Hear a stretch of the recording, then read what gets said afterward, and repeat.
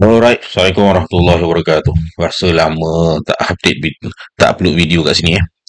Okey, hari ni saya menjawab lah soalan. Berapa skrin yang kita patut ada untuk kita trade? Untuk kita trade lah. Kita kongsi pengalaman lah ya. Biasanya lah yang paling mudah lah. Yang paling mudah kalau kita ni baru. Ataupun kalau lama pun saya rasa yang ni pun praktikal jugalah. Sekurang-kurangnya kita kena ada dua skrin. Jom saya tunjuk sama ada skrin yang berkongsi. Contoh kalau macam saya punya skrin ni dia besar, jadi senang saya nak kita panggil spread ke split. Kita panggil split ke apa ke. Kegunaannya satu untuk kita mapping, ataupun kita buat kita punya kita punya apa yang kita panggil tak kira lah, kita pakai indikator Ichimoku Cloud ke EMA ke apa ke benda ke. Satu kegunaan kita guna untuk analisis. Contoh yang macam saya apply dengan geng-geng saya apply ni, blok harga lah. Satu kita refer pada blok harga, dan lagi satu untuk kita trade. Untuk kita trade atas chart tu lah, ataupun kalau kita menggunakan platform broker tertentu, sebelah ni kita buat apa? Kita analisis apa? Jangkaan ke, risiko ke, trading plan ke, kemudian kita punya stop loss ke, tempat trailing ke, ataupun satu-satu wave yang dah jalan ke. Kalau macam kita guna blok harga. Jadi kita tengoklah harga, contoh fast breakout blok bawah, harga nak naik ke jangkaan, harga boleh ke atas dan masuk semula ke blok atas. Kalau aku entry lewat, risiko dah tinggi, dah masuk atas, possible fast breakout. Jadi kena masuk awal, risiko kira pun entry kat sebelah. Kalau macam saya dari sudut praktikal, kalau waktu sesi live tu saya ada skrin kat atas. Sebab yang ni saya nak, waktu sesi pembelajaran dan pengajaran tu, saya nak tunjuk contoh sebab kita refer kepada dua jenis mapping pada waktu ni lah. Sebelum ni kita refer pada blok harga je. Blok harga ni sebenarnya dia ada kelemahan. Cerita dia, ciptaan manusia memang ada kelemahan. Ciptaan manusia memang ada kelemahan lah. Cuma kita nak cover kelemahan kita guna dua mapping. Dan lagi satu tempat trade, maksud dia sekurang-kurangnya satu chart yang kita nak buat analisa berkaitan dengan trading plan kita, berkaitan dengan jangkaan dan keraan trend semasa, risiko, kemudian reward, kita punya trailing, kemudian kita punya stop loss ke apa ke, kita nak jangkakan ataupun kita nak cari sign-sign apa yang nak menunjukkan reversal ni. Sign-sign apa menunjukkan reversal pada satu chart. Lagi satu chart kita trade. Kalau macam contoh saya ada dua chart lah untuk kita refer sebab kita nak kan kita kata blok harga dia ada kelemahan. Kita nak macam kita solat sunat lah. Kita solat sunat sebab kita nak tampung solat fardu gitu. Ni macam solat sunat lah.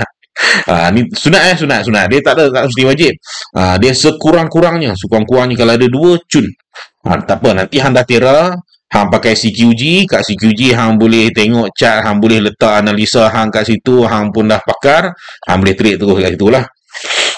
Kalau even kita pakai Philip Nova pun, kalau kita tengok apps dia tu memanglah ada dia punya chart juga, tapi nak trade dia tak berapa nak mesra alam sikit. Sebab dia ada button tu, semua button dia minimum sikit. Dia kena back sikit. Melainkan kita guna desktop lah, yang satu skrin tu terdapat ada banyak button. Cuma bila banyak sangat kita belum jadi pening. Sebab kita ni asal nak entry, nak exit je kan. Di dalam entry dan exit tu adalah stop loss yang kita nak adjust, adalah trailing stop, ataupun adalah order tertentu yang kita nak batalkan ke, sebab kita taking profit terus, tak kena SL, kita dah taking profit, kita nak kena cancel order sebagainya kan. Tapi dari sudut Ni sekurang-kurangnya ada 2 chart. Kalau macam contoh kita tak ada, kita ada dekat luar kawasan, 2 handphone lah. 2 handphone lah. Ataupun dia cerita dia satu, kita nak analisis. Kalau contoh handphone kita tu, satu handphone tu, kita analisis dekat TradingView, dan kita nak trade dekat apps Philip Nova ke apa kan. Jadi kita kena switch di antara apps lah. Satu analisis, satu trade lah. Satu trade. Kalau macam sekarang ni kita mengamalkan apa? Kita mengamalkan mapping kita ni blok harga, dan sunat dia sunat dia kita bagi mapping Wyckoff. Dua-dua mapping ni accessible accessible. Jangan tak access pula. Access. Sebab saya kalau kat dalam Wyckoff ni lagilah saya akan sentiasa update. Saya akan sentiasa update dia orang punya struktur semasa lah. Dia tengah membuat struktur apa, dia berada pada fasa apa. Kalau biru ni, ketahuilah olehmu, contoh ni, kalau warna biru ni, ni selit-selit sikit lah. Kalau warna biru ni maksud dia ada struktur yang telah terbentuk. Contohnya, dia telah membentuk struktur bullish, tapi harga breakout dan memusnahkan struktur bullish tu, dia jadi ambiguous structure. Maksud dia struktur buy dah musnah. Struktur buy dah musnah dia kalau nak naik, dia mesti kena buat struktur baru. Jadi kita kena recalculate, restructure semula lah. Kena restructure semula. Dan tak semestinya bila struktur bullish ni fail, dia terus boleh turun banyak dia kena macam tadi ada duk sembang dengan seorang. Orang tu dia kata, wish struktur, dia kata, ni sell ni, kata boleh jadi.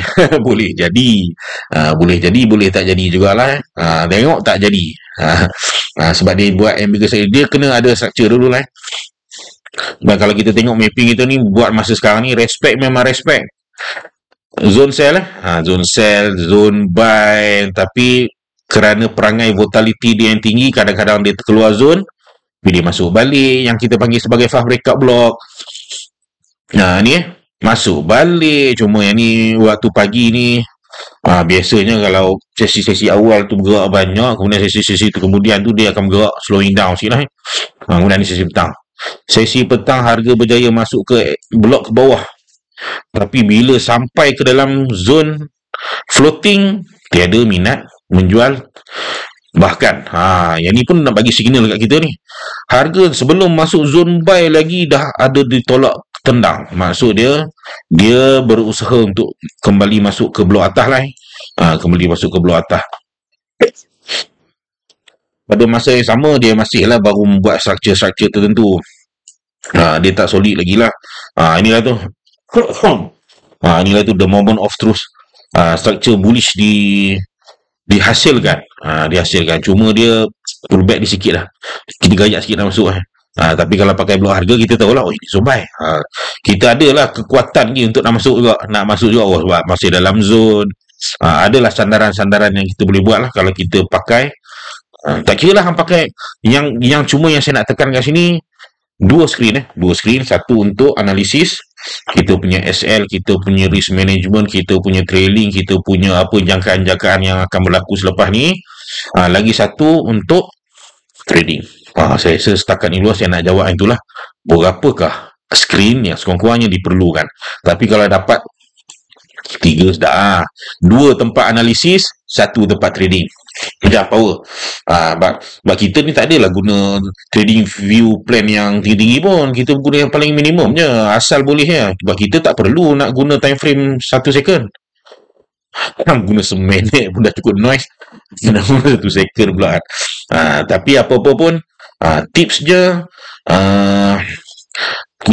Tipsnya kita mestilah ada TF-TF yang menjadi anak, mak dan juga bapa. Kita menggunakan TF 1 minit ni, jangan ingat kita guna TF 1 minit saja ni. Dia ada reference mak dia. Mak dia TF 15 lah, bapa dia TF daily. Itu tips dia lah, tips rahsia-rahsia kita tips dia, rahsia-rahsia kita. Dia mesti ada reference-nya. Sebab kita tahu kalau kita guna single TF waktu macam sebelum-sebelum ni kita start trading, kita guna single TF sebab kita suka dengan TF tu, sebab TF ni laju dan sebagainya kan. Fikir-fikir balik sekarang kata, Uish, memang noise lah. Memang kita memang ada anak, mak dan juga bapa. Anak TF1, 2, 3, mak TF15, bapa TF daily.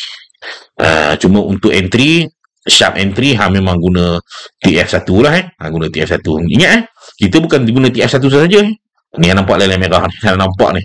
Mapping-mapping kita ni. Mapping-mapping kita ni semuanya berdasarkan kepada TF-TF yang lebih besar. Jadi kita tak perlulah nak tukar time frame ataupun nak letak terlalu banyak 1, 2, 3, 4, 5, 6, 7, 8 TF dalam satu skrin. Tak perlulah sebab kita dah memappingkan kita punya TF 1 minit kita ni. Jadi kita just refer lah ni. Ni maksud dia TF15 adalah tu. Adalah tu SNR ke pullback ke ataupun fibo ke kan. Ni yang merah ni. Alright. Cuma sokongan kita ni itulah. Pasang tak apa, tak pasang tak apa. Kalau pasang kadang lagi noise tapi kadang-kadang boleh memberi idea lah kepada kita. Beres. Assalamualaikum. Kita ada lagi 10 minit lagi. Nak cerita tu lah. Nak menjawab. Ada soalan. Cover screen. Sekurang-kurangnya 2. 3 after 4 banyak. Buat robot tera. Bye. Assalamualaikum. Jumpa lagi nanti.